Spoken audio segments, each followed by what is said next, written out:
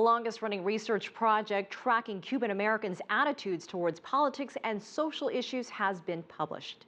It shows the anti-Cuba stance of the exile community seems to be a thing of the past. CCTV's Nitza Soledad Perez explains.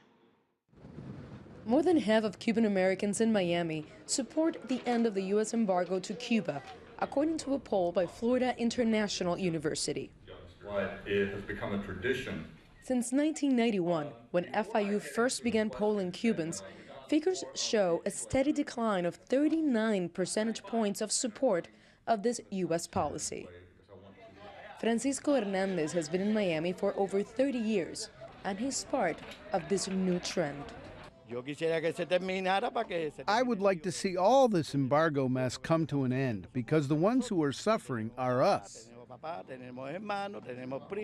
Less than a decade ago, a political victory in South Florida depended heavily on the candidates' support of the embargo.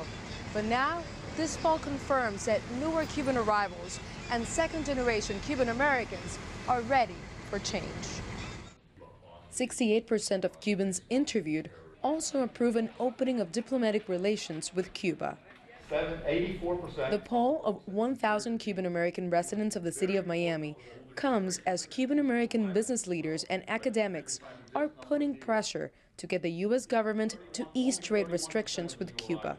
If the U.S. normalizes relations with Cuba, this would greatly benefit the Cuban people, because this is a more developed society, and that access would strengthen Cuban self-esteem.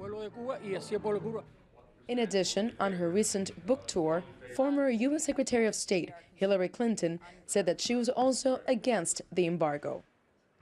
And as for travel restrictions for Americans, most Cubans in the States see no reason for it.